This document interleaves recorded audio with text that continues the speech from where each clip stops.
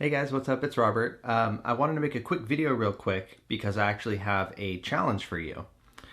So I recently in my life had a little bit of a setback. There was a test that I was trying to pass and I didn't pass it by a very, very narrow margin. And I was frustrated and I wanted to do something good for myself because of that. So I actually took a week off of social media just because it felt right. And what I did was I substituted the behavior of checking social media with something else. And I'll explain all that because that's kind of the crux of this challenge. I wanted to tell you that the results of that have been very, very positive for me, and I think they could be very, very positive for you. So here is the challenge. Take 1 week off of social media. I know, holy crap, that's a lot, right? And it is. When you go from checking all the time to not checking at all, it's a big leap. But I think you can do it. Now the thing is, social media is really important. It's something that I think is, a vital part of life today. You should be checking it. You should be on it. But you don't need to have this false sense of immediacy that comes along with it, where you almost compulsively check it. I was noticing every time I'm in line at Starbucks, going to the bathroom, like at a stoplight sometimes, which I really, really shouldn't be doing, and you shouldn't either. The compulsion is there to always check something. And I was thinking that's a lot of time. And more than a lot of time, that's a lot of mental real estate spent thinking about social media. And I thought maybe if I just substitute that behavior to something more productive, I can make something out of it. So what I did was I took the apps off my phone for Twitter, Facebook, and Instagram. And you do that same thing. Take, Snapchat, whatever else you're on, take those off your phone completely, because it's not enough to just try to not use them. You kind of have to take them off because you're going to fail unless you have extreme willpower, but then you're going to be exhausted from trying to exert that willpower over yourself. So take the apps off your phone, just 1 week we're talking about here, and instead replace them with your favorite notes app. So I used Evernote. You can use just the regular notes default program on your phone. You could use Google Keep, whatever you want, and just have one open running note that's just brainstorming or to-dos or ideas, just a productivity sort of note. And you don't have to have it formatted nicely. Mine was just bullet points straight down. Wasn't even like indented or anything. Anytime I put notes in there, I just put it in there and, make more bullets. And put that actually in the same spot that your most commonly used social media app was in on your phone. So for me, I put it in place of where Twitter was, so that every time I'm in line or doing one of those things where I'd compulsively, and I did it, I'd pull out my phone to check, knowing full well that it wasn't there, just instinctively, and I'd pull it up and then go, oh yeah, my notes app is here. So instead I'd open up that note and give myself a chance to brainstorm. The thing is, you won't always have something to say, and that's fine. You just keep it open, look at it. You're gonna have some stuff written there already, so you can look at that and get the gears turning. The problem with social media is that it's constantly interrupting the flow of your thoughts.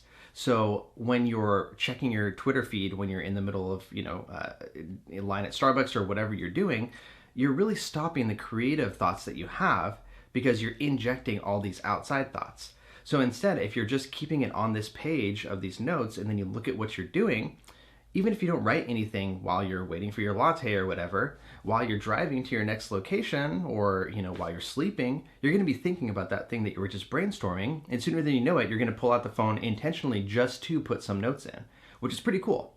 So I actually want to show you what I got in my note. A lot of stuff was able to happen. I actually put out an entire new little pamphlet book that's been published in that week that I wasn't on social media. So that just goes to show that that time and that mental real estate can have a big impact. But I want to show you what I did. I want to show you my actual note and kind of talk through it with you. And just for you guys, the challenge is take 1 week off of social media, take the apps off your phone, replace that app with your favorite notes app, and just use that note to brainstorm every time that you would have been checking social media. So that's the challenge. I want you to do it for a week. And then I want you to tweet at me, ironically, when you come back, at DuffThePsych on Twitter, and let me know how it went for you, because I'm really, really interested. I want to see what you guys came up with. I want to support you in this. I'm definitely going to do it again. It was really calming and restorative and awesome. Like, I felt really peaceful once I got over that hump of weirdness. So I'm going to be doing it again. I'm thinking as much as once a month, maybe the second week of each month. But we'll see. I'll keep you guys updated on that. But that's the challenge.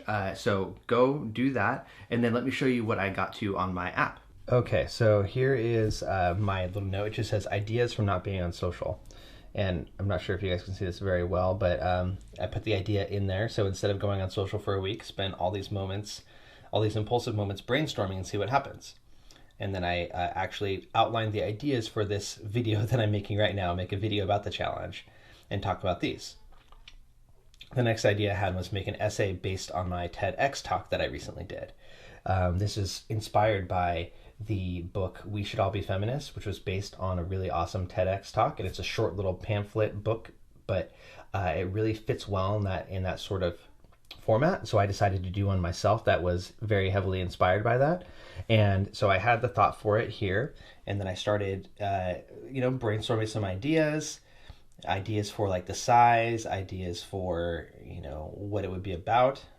And then I went ahead and did it. In like 4 days or so, I actually had the book out, and it's out now. So I'll put a link in the description. It's free. If you're catching this right away, it'll be free for a few days. Otherwise, it's like 99 cents. That's the lowest I could charge. And then the print version, which looks really nice, is, I think it's like 5 something, which is also the lowest I could charge for it. So I did that. Video about my exam and the problems with it. That's something I'm probably going to do with that exam that I was talking about. And then some ideas, I have some ideas here that we're brainstorming off of that, riffing on the exam, about the process of becoming a psychologist, issues that I have with it. I had sent an email to the Board of Psychology, and they sent me a very snarky response.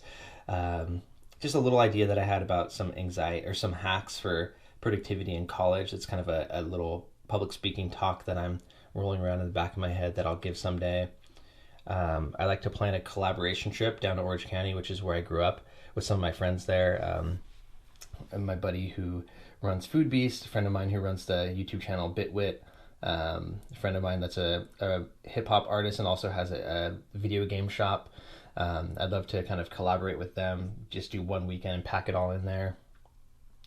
Some ideas that I have for my brand, about, how I can further promote my brand through influencers, vloggers, stuff like that. I discovered Camp Cope, which is a band from Australia, a trio of girls from Australia, women, I should say, young women, and they're fantastic. They're like alternative punk, really good stuff. This says train link to purchase bubble. That's supposed to say change link to purchasable, but I was using the voice memo. And this was the draft cover for my my little book that I just put out. It looks very different from this, but this is what I sent to my wife when I asked her if she could design me one. So yeah, that was all 1 week's worth of brainstorming. And so, 2 of these things are getting done now. A few of these things will get done later.